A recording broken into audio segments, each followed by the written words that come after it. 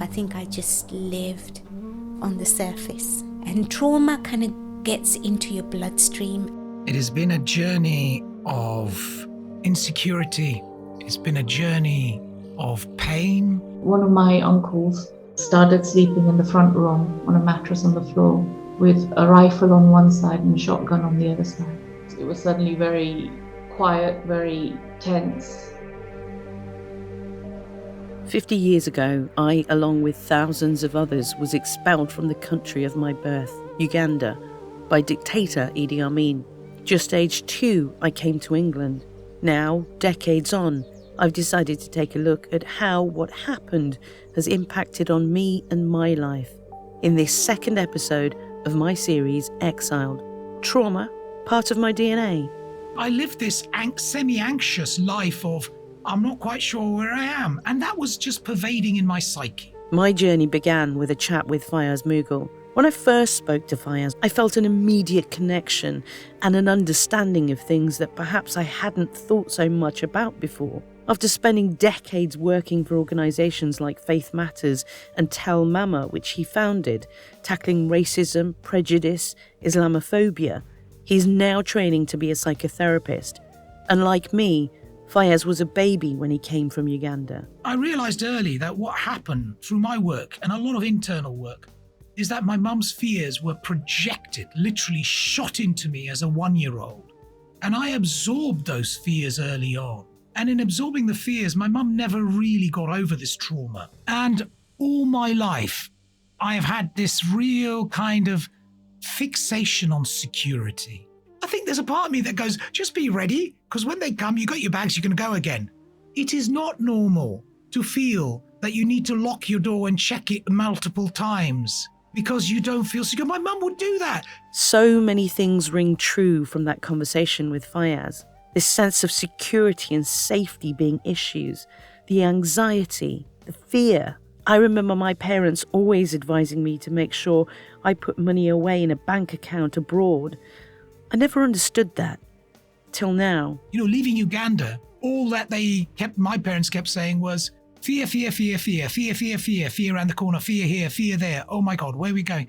I spent my whole career working with communities. And guess what? In the field of defending against racism and prejudice and intolerance. So can you see how the intolerance early has really kind of shifted my direction in that way?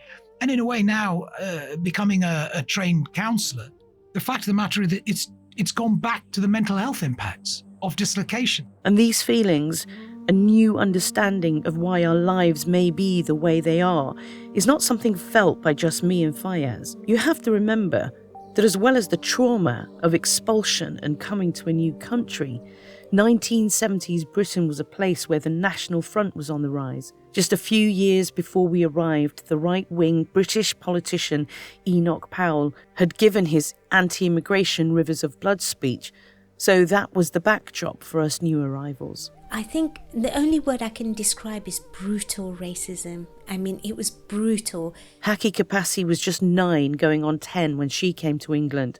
Hearing her talking about the brutal racism that she faced makes me feel quite sad, but I can relate to it.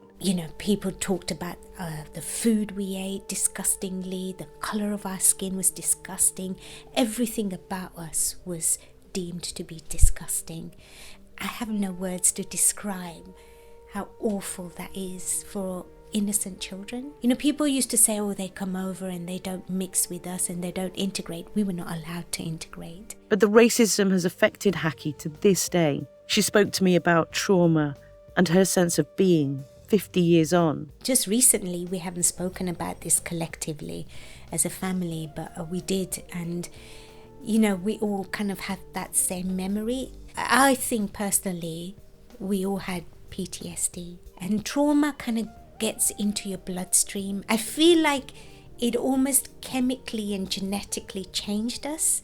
It impacted on everything we did, how we saw ourselves in our society. For me, it impacted on how I saw myself. Was I good enough? Was I good enough to go for that job? Was I good enough to have a view? Was I, because that sense of, you're not good enough to be in this country, to belong here. We are, that message was so relentless. Suchita Ved was older than me when she came to England. She remembers how things changed overnight in Uganda.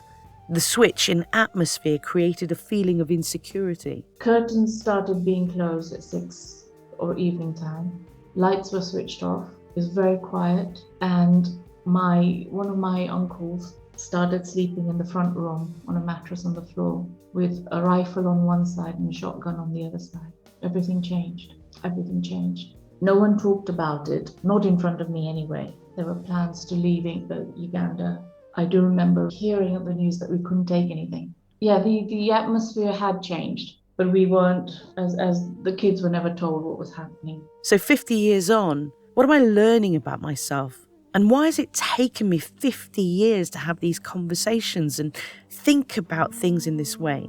Is trauma a part of my DNA, as Haki spoke about earlier? I found myself in new territory, so I decided to take the step of talking through all of this with psychotherapist Gala Patel. Got a number of clients I've been working for years with because they've got deep-seated trauma. I came from Kenya and I was 5 years old, and we came in 71 because my dad could see what was going on in Uganda, and he was like, we better get out because we'll be next. Everybody would have been traumatised, but the children didn't know, we didn't know what was going on. Talk to me a little bit more about the trauma, particularly, with younger people, the impact not necessarily being immediate, but perhaps even later in life. Trauma is one of these things that when you experience something difficult, like people in Uganda were forced out. They had 90 days and they had to get out of the country. There'll be intergenerational trauma because there'll be lots of different ages, and the children won't be able to make sense of it, only that they've left their home, the place they knew as home, and then they land in another place. So there's all sorts of things. So there'll be lots of different traumas, and it'll come out in all sorts of different ways. For example, someone who's very young who comes here is still going to pick up the fear, because little children are wonderful at picking up the emotional state, and so they'll have picked up the fear that the family members, the adults, would have been feeling. And then as they grow older, if they can't make sense of it, and the trauma works in the way that the brain and the body shuts down information, so you can't access it, but you still get an emotional response, and then it plays out in every walk of their life. People can experience PTSD a long time after. Even though I was 2 years old and I don't remember any of it, I suddenly feel like it has affected me. There'll be lots and lots of fear. You would have picked it up secondhand because you were so small. Yeah, you were picking it up off your mum and dad and the other, your sister and your brother. So it's secondhand. I've never actually realised that. So how has it manifested for you? Anxiety. Does it show up for you? Because if there's familial trauma, then it'll show up in your life as well. It has. It's, I think, confusion. When I was younger, anger, lots of anger, and questioning my identity, why I'm here, not understanding why people hated me because of the colour of my skin, so the whole racism, the bullying, and then growing up, lacking in confidence, and then my health, triggered off like severe anxiety. So I've got a balance condition, and I felt completely, utterly out of control of my life. And the anxiety levels, and it's been last 12 years where the anxiety has been insane. And I'm only now, coming out the other side of that, and feeling a little bit more control of my life, and control of my emotions. And this is how it is. I've never been on this journey before. Never opened up like this. It's left me feeling quite sad, exhausted, but it's given me a new understanding of certain members of my family and even myself and our behaviour. we weren't born in this country, but we were kicked out of the country we were born in. Where do we belong? For myself personally, I don't belong anywhere. This is a work in progress on trauma. Until my last day, I will still carry the legacy of Amin, but Amin's trauma dies with me and my generation. It will not go on to another generation. Exiled. A journey with me, Rupal Rajani. Stories of Ugandan Asians 50 years on.